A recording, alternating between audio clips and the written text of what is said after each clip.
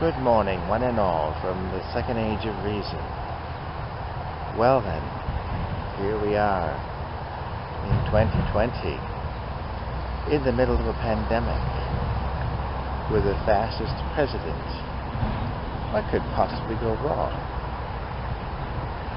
Well, pretty much everything. And, what else? Oh, there's an election this year. And of course, they gave you two candidates. The fastest president, incumbent, who is the worst, I think, president ever. And a sort of, I don't know, the other candidate who has probably dementia and supports all the same policies as the fastest. So it's a lose-lose either way you go. Oh, but you have to elect the lesser of two evils. Well then, how do you define evil? And how do you define lesser? So that's what we have to go into. And of course, with a pandemic, I should probably be wearing a face mask, looking like a surgeon. That way we all have a default national anonymity. How about that? It's a new identity for all of us, that we are nobody. So, are there other third parties? Yes, there are. There's a Libertarian Party, there's a Green Party, there's a Reform Party, there's a Communist Party, a Socialist Party, and there's the idea of write-ins. Now, I think there's a movement for a write-in candidate, Jesse Ventura. Take a look at him.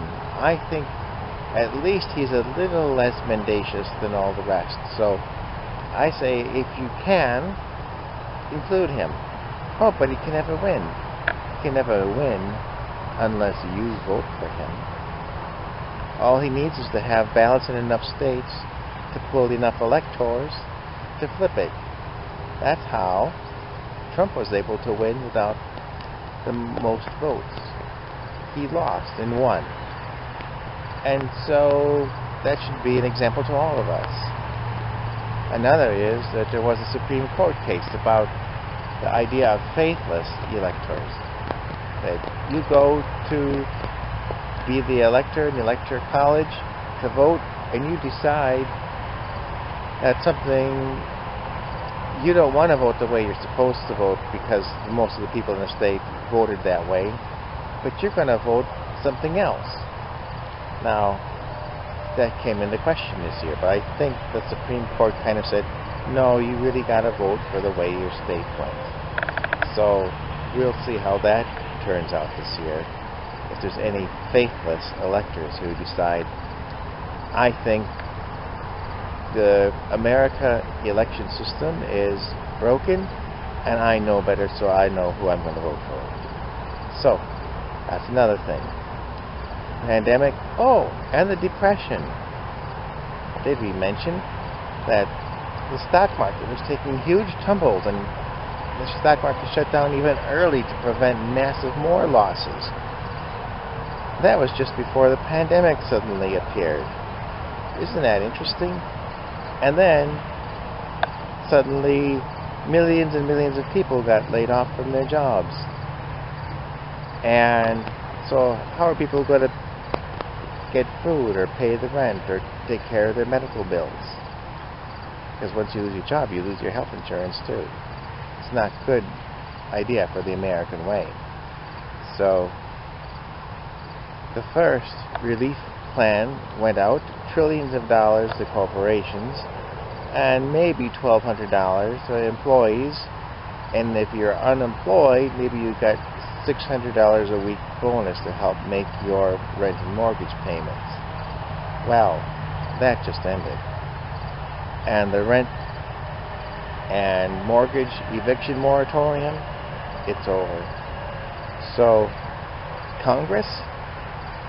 Oh, they're on vacation. What could possibly go wrong? Well, we'll find out shortly, won't we? So, stay aware, stay in the news, and don't just vote for somebody because the herd is voting for them, your herd. Look them up. What do they stand for? What are their policies? Vote policy, not party.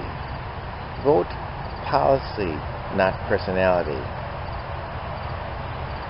Vote in your own self-interest for a change.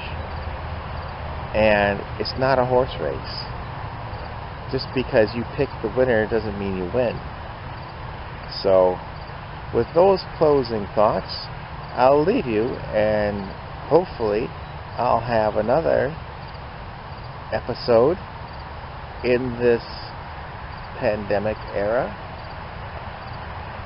Maybe the pandemic will become over. Maybe they'll come up with a vaccine or preventative or something. So, until later, we'll be seeing you.